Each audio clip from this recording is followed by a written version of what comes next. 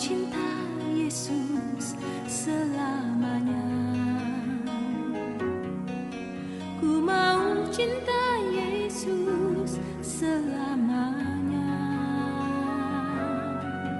Meskipun badai silih berganti dalam hidupku, ku tetap cinta Yesus selamanya. Ku mau cinta Yesus selamanya. Ku mau cinta Yesus selamanya. Meskipun badai silih berganti dalam hidupku, ku tetap cinta Yesus selamanya. Ya Bapa, Bapa, ini aku anakmu, layakkanlah seluruh hidupku. Ya Bapa, Bapa, ini aku anakmu, pakailah sesuai dengan rencanamu.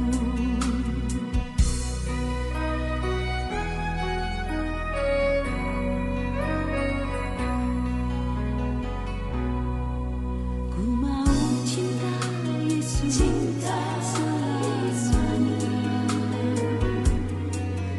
Ku mau cinta Yesus selamanya.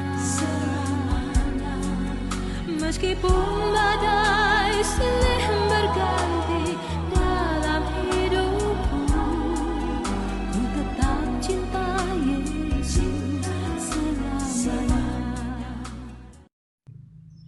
Halo Shalom, selamat pagi. Senang sekali kita bisa berjumpa kembali dalam ibadah minggu ini. Meskipun kita beribadah masing-masing di rumah, tetapi jangan sampai itu mengurangi sukacita kita ya, dan gegap gempita kita dalam menanti-nantikan Tuhan ya.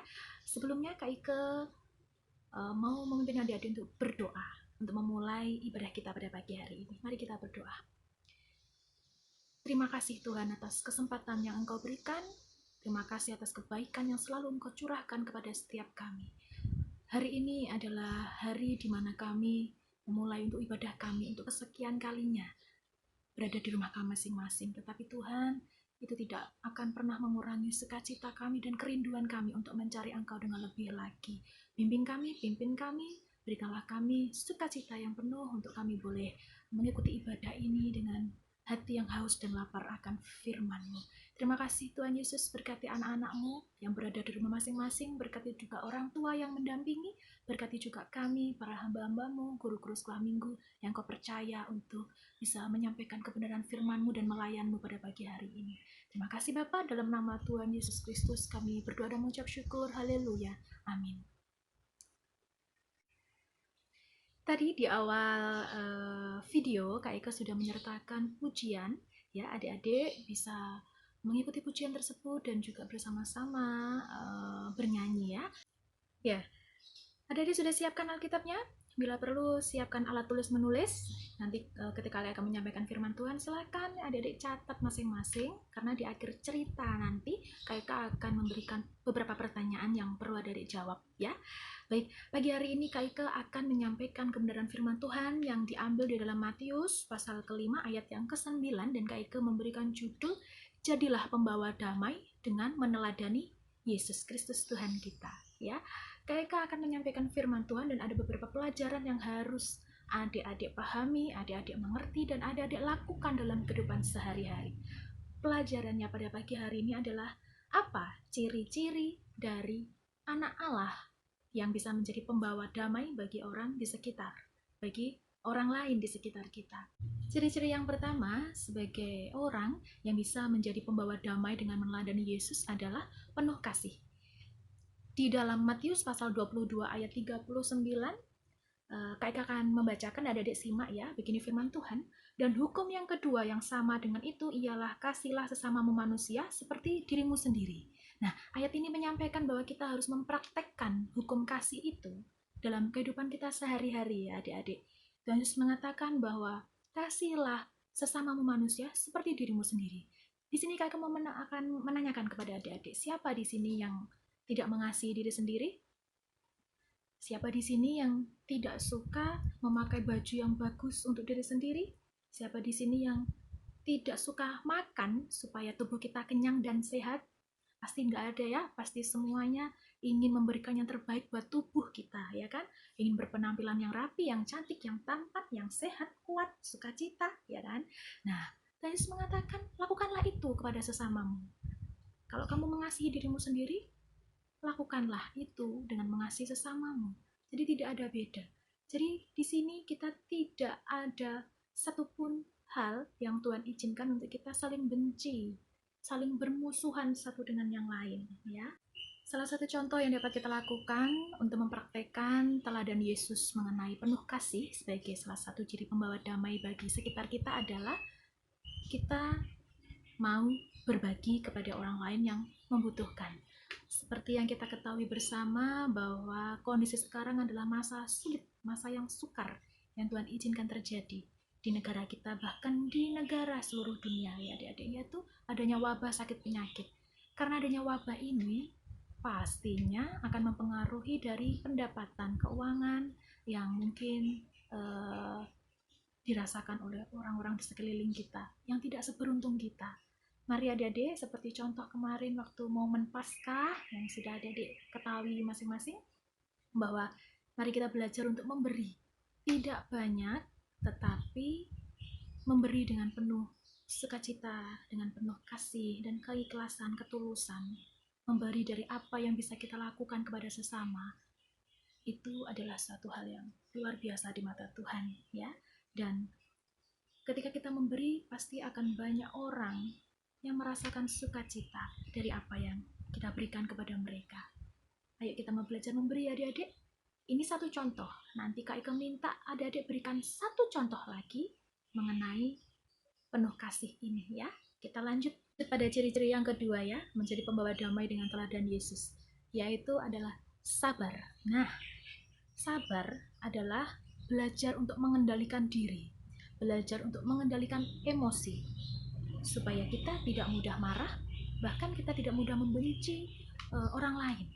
Ya, sabar itu memang tidak mudah, adik-adik. Seringkali kita selalu berada pada satu kondisi ingin marah, sebel, merasa tidak adil, diperlakukan tidak enak, mungkin oleh teman kita, mungkin oleh orang-orang di sekitar kita. Tetapi sulit bukan berarti tidak bisa kita lakukan, adik-adik. Kita bisa lakukan dengan cara meminta tuntunan dan bimbingan dari Roh Kudus. Bagaimana kita bisa peka dengan suara Roh Kudus untuk bisa membimbing kita, untuk bisa selalu bersabar? Adik-adik harus sering berdoa, rajin berdoa, meminta tuntunan dari Roh Kudus supaya terus menyertai kita. Di dalam Yakobus pasal 1 ayat 19-20, adik-adik simak, Kak Ika akan bacakan ya. Demikian firman Tuhan. Hai saudara-saudaraku yang kukasihi, ingatlah hal ini. Setiap orang hendaklah cepat untuk mendengar, tetapi lambat untuk berkata-kata, dan juga lambat untuk marah. Sebab amarah manusia tidak mengerjakan kebenaran di hadapan Allah. Alkitab sendiri mengatakan demikian. Jadi sebisa mungkin mari kita bersama-sama, Kak Ika dan adik-adik dan semua orang yang mendengarkan firman ini, kita mau belajar untuk bersabar. Mengendalikan lidah kita, mengendalikan pikiran kita, hati kita, tindakan kita. Ya, apabila kita marah, kita minta bimbingan dari Tuhan, berdoa supaya kita tidak melakukan atau kita tidak mempraktekkan amarah itu pada orang lain. Ya. Kemudian kita lanjut pada ciri-ciri yang ketiga. Setelah tadi yang pertama penuh kasih, yang kedua sabar, yang ketiga adalah mengampuni. Nah, orang yang mudah mengampuni akan mudah mendatangkan damai sejahtera bagi orang di sekitar kita, adik-adik. Tentunya hal ini bisa kita lakukan dengan bantuan dan bimbingan dari Roh Kudus. Mengampuni itu sekali lagi tidak mudah, ya. Tetapi adik-adik, itu bisa kita lakukan, ya. Kita harus belajar mengampuni, seperti yang terdapat di dalam Matius pasal 6 ayat 14. Demikian bunyi firman Tuhan, karena jikalau kamu mengampuni kesalahan orang, Bapamu yang di surga akan mengampuni juga. Di sini siapa di antara kita yang tidak pernah melakukan dosa? Di sini siapa yang hidup kita selalu baik, selalu tidak pernah sekalipun melakukan dosa sekecil apapun itu? Apakah ada? Pasti nggak ada kan? Nah, kalau kita melakukan dosa, pasti kita akan tersadar dan sesegera mungkin minta ampun pada Tuhan kan? Supaya apa? Supaya Tuhan mengampuni. Ya kan? Sama seperti itu. Kalau kita ingin diampuni dosa kita di hadapan Tuhan, kita juga harus mudah mengampuni orang lain yang melakukan dosa kepada kita atau melakukan kesalahan kepada kita. Bagaimana kamu bisa menerima pengampunan dari Tuhan kalau kita sendiri tidak bisa memberikan pengampunan buat teman-teman kita, buat sesama kita? Nggak bisa ya? Oke. Nanti Kak Ika minta adik-adik juga memberikan satu contoh, tapi Kak Ika kasih satu contoh. Hal simple seperti ini. Umpama ketika di sekolah ada teman adik-adik yang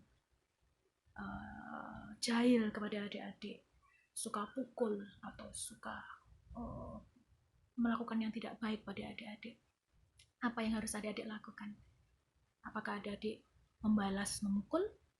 Ataukah adik-adik tenang dan mengampuni dia? Adik-adik jawab sendiri ya. Nanti kakak minta satu contoh lagi yang lain ya, tentang mengampuni kepada sesama. Ciri-ciri yang terakhir adik-adik adalah murah hati. Apa sih itu murah hati? Murah hati adalah suka memberi. Memberi tidak melulu dengan harta atau apa yang kita miliki, tetapi memberi bisa juga dengan mendoakan orang lain. Ya kan? Memberi atau bermurah hati bisa kita praktekkan dengan murah senyum. Memberi ataupun murah hati juga bisa kita praktekkan dengan mudah menyapa orang lain. Di dalam Lukas pasal 6 ayat 36 adik-adik, firman Tuhan berkata demikian, hendaklah kamu murah hati sama seperti Bapamu adalah murah hati. Tuhan Yesus sendiri sudah mencontohkan mengenai murah hati kepada kita adik-adik. Kita sebagai anak-anak Tuhan juga harus bisa mempraktekkan murah hati itu kepada orang lain. Ya, jadi hidup kita nggak ada yang namanya terus menggerutu, bersusah-susah, sekalipun dalam situasi yang begitu berat seperti ini. Ya, tetapi kita sebagai anak-anak Tuhan harus bisa mempraktekkan ciri-ciri pembawa damai kepada masyarakat, kepada orang di sekitar kita, kepada teman-teman kita, kepada orang tua kita, keluarga kita, adik kita, kakak kita di rumah. Ya, karena apa? Karena Tuhan sudah terlebih dulu menjadi teladan, menjadi contoh yang baik bagi kita. Tuhan sudah terlebih dulu melakukan hal tersebut. Ya, yang mana kalau kita mau disebut sebagai anak-anak Allah, kita juga harus bisa melakukan apa yang sudah Tuhan lakukan.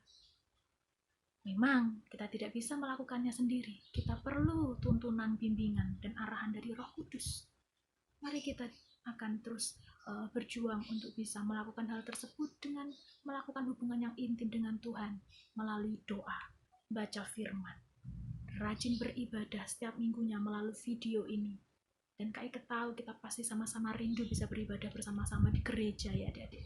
Kita doa bersama-sama buat bangsa dan negara ini supaya Tuhan pulihkan, Tuhan lawat, Tuhan jamah, Tuhan hilangkan segala sakit penyakit di negara ini, di dunia ini, supaya semuanya boleh berjalan dengan normal kembali, ya, berjalan dengan seperti dulu kita bisa berkumpul bersama-sama. Ya, ayat hafalan yang akan Kak Ike berikan pada minggu ini adalah di dalam Matius pasal 5 ayat 9, bunyinya demikian, berbahagialah orang yang membawa damai, karena mereka akan disebut anak-anak Allah. Baik adik-adik, untuk pertanyaan yang harus adik-adik jawab mengenai pelajaran dari firman Tuhan pada pagi hari ini adalah, Kak Ike ingin adik-adik memberikan satu saja contoh yang bisa adik-adik lakukan dalam kehidupan sehari-hari melalui 4 ciri-ciri pembawa damai dengan meneladani Yesus. Tadi ada penuh kasih, ada sabar, ada mengampuni, ada murah hati. Silakan adik-adik di antara 4 ini pilih salah satu saja. boleh yang ini atau ini, dan ambil satu saja contoh yang bisa adik-adik lakukan dalam kehidupan sehari-hari. Dan Kak Ika minta contohnya yang lain ya, jangan seperti yang sudah Kak Ika sampaikan tadi ya. Bisa ya adik-adik ya. Baiklah adik-adik, ibadah kita sudah selesai, penyampaian firman Tuhan juga sudah selesai. Kita mengucap syukur apabila hari ini boleh dipertemukan kembali ya, melalui ibadah sekalipun melalui online seperti ini. Tetapi mari kita terus berdoa supaya minggu depan atau minggu-minggu berikutnya kita bisa berjumpa kembali beribadah bersama-sama di dalam gereja ya. Nah, mari kita berdoa untuk mengakhiri ibadah kita pada pagi hari ini. Lipat tangan, tutup mata. Kak Ika akan pimpin di dalam doa. Tuhan Yesus, kami mengucap syukur pagi hari ini kami sudah beribadah, kami sudah mendengarkan kebenaran firman-Mu. Ajar kami untuk bisa menjadi pelaku-pelaku firman-Mu dengan menjadi pribadi yang bisa membawa damai bagi sekitar kami dengan meneladani Engkau. Ajari kami untuk menjadi pribadi yang penuh kasih, pribadi yang sabar, pribadi yang mudah mengampuni, dan pribadi yang murah hati. Itu semua tidak bisa kami lakukan Tuhan tanpa penyertaan dan bimbingan dari Roh-Mu saja. Terima kasih Bapa, pertemukan kami untuk ibadah minggu depan dengan kondisi yang sehat, penuh sukacita dan pengharapan yang baru. Lawat bangsa ini, pulihkan bangsa ini, bebaskan dari wabah sakit penyakit sehingga kami boleh berjumpa kembali bersama-sama di gereja-Mu untuk beribadah. Terima kasih Bapa, berkati anak-anak-Mu yang sudah mendengarkan firman-Mu, berkati para orang tua yang sudah mendampingi anak-anak-Mu yang Kau kasihi ini dengan penuh kasih, dan juga berkati setiap kami, guru-guru sekolah minggu, dan berkati setiap orang yang mendengarkan firman-Mu pada pagi hari ini. Ini doa kami Bapa, di dalam nama Tuhan Yesus Kristus kami berdoa dan mengucap syukur. Haleluya. Amin. Sampai jumpa minggu depan. Tuhan Yesus memberkati adik-adik.